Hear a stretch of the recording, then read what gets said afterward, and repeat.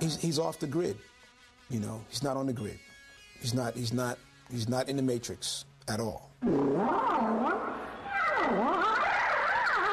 He came up not being able to be as talkative or, you know, a whole lot of conversation, this, that, and the other, you know. He was more into, he knew what he wanted to say, but he had to play it, you know. That was his way of communication for real.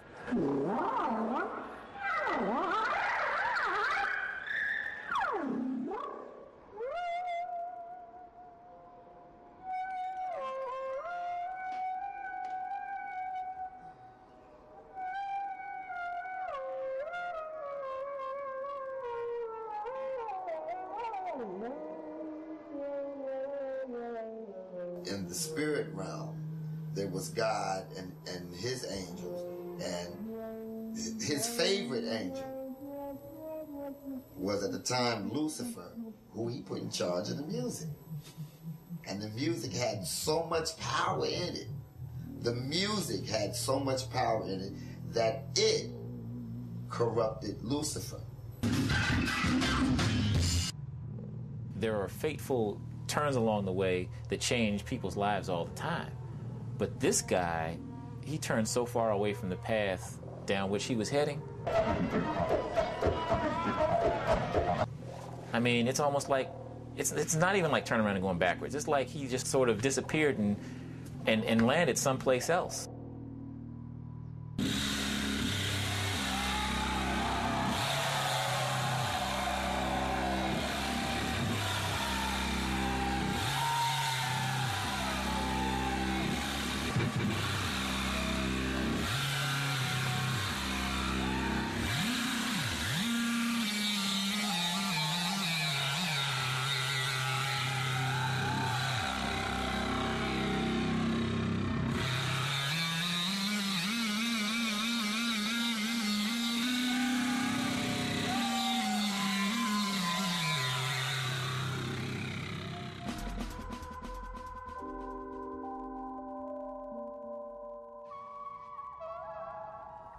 Sometimes the best music remains hidden for a while.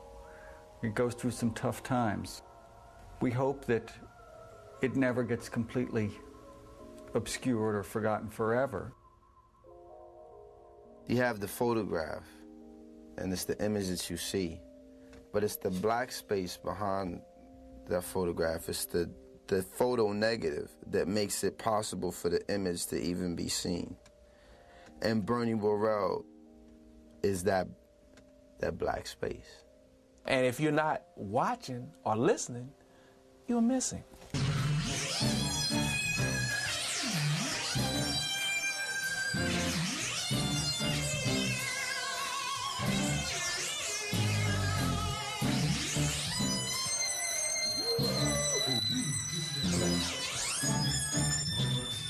It's like Jimi Hendrix on keyboards.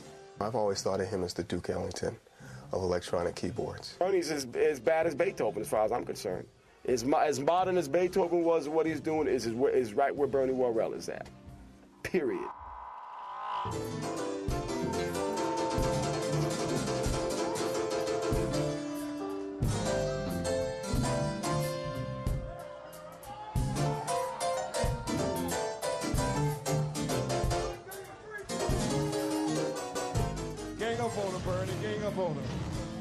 This cat has actually set trends with the keyboards, you know, the synthesizers especially, because what he was doing with them, you know, became a thing. But when he was actually creating it, you know, it was like, whoa, this is stuff people never heard before.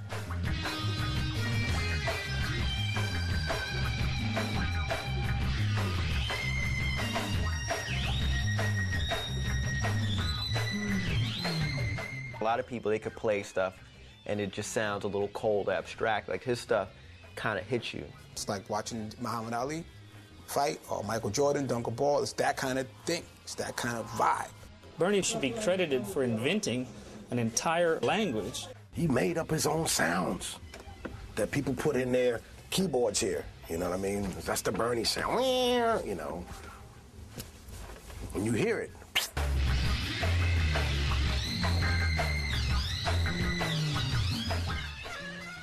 To describe his sound,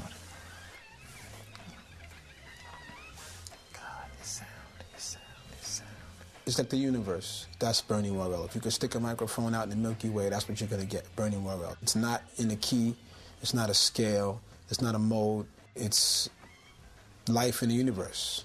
It is accurate to say that he created a language musically, but to get a handle on how to put that into words is very difficult.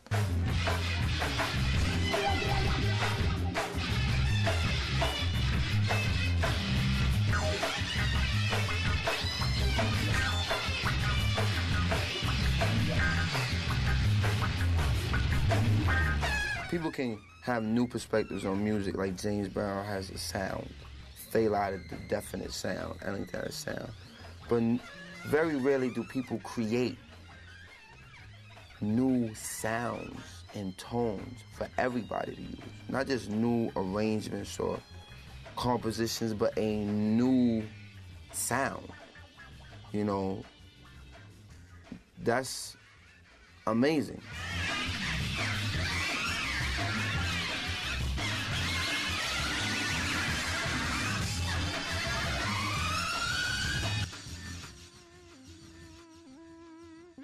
A lot of true musicians don't get the recognition they deserve until their time has come and gone. Bernie will be one of those people that will be historically significant in the way that Charlie Parker and Miles Davis and Muddy Waters and Howlin' Wolf and these type of people were.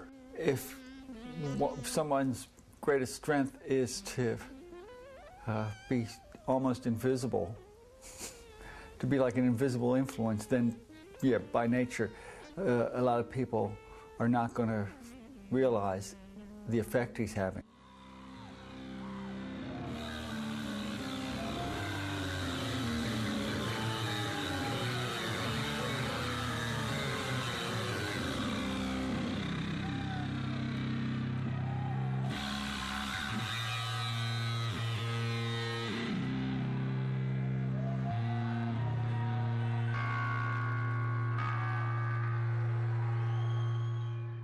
Bernie's not a guy that's going to tell you he's great.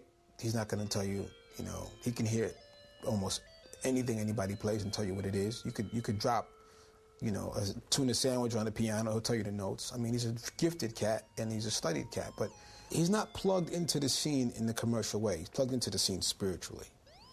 You know, he's not he reads magazines and stuff, but Bernie's not plugged into the scene in the way of like the Grammys or Who Thought. He delivers, man, the real goods. And most people like that in the world are not plugged into the surface.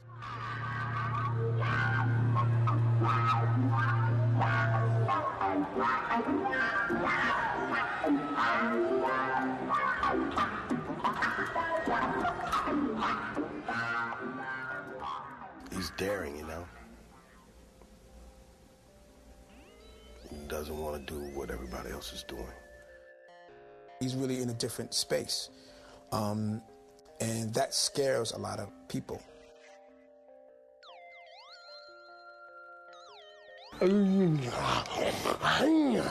If Bernie was like some of the jazz guys and dressed in like tailored suits and ties, people would take him more seriously as an innovator, a musician, and a keyboard artist. But he's not going to do that. I don't think he's going to do that.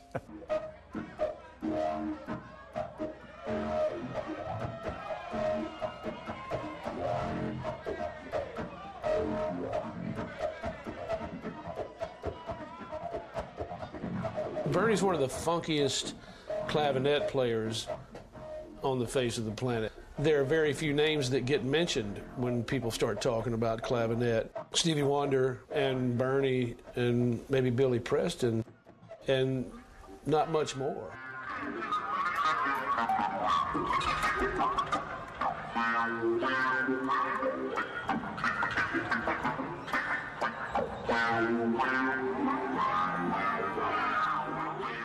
Bernie is a genius of geniuses. I mean, there's nothing like Bernie because his interpretation of what synthesizers could do, he could do before synthesizers was around.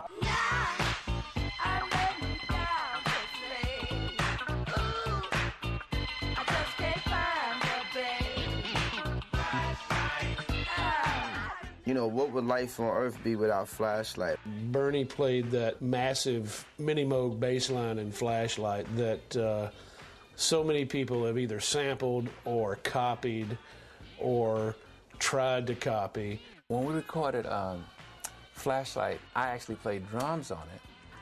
And then Bernie overdubbed all of the synthesizers, the keyboards, the bass.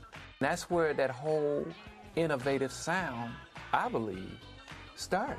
The first time we heard Bernie go with the Moog, it was like, what is that? I remember where I was. It was on Parkside Avenue in Brooklyn. I was like, what is that? It was like, whoa, what is that? Like what? It's not even a note. Don't make me do that. Get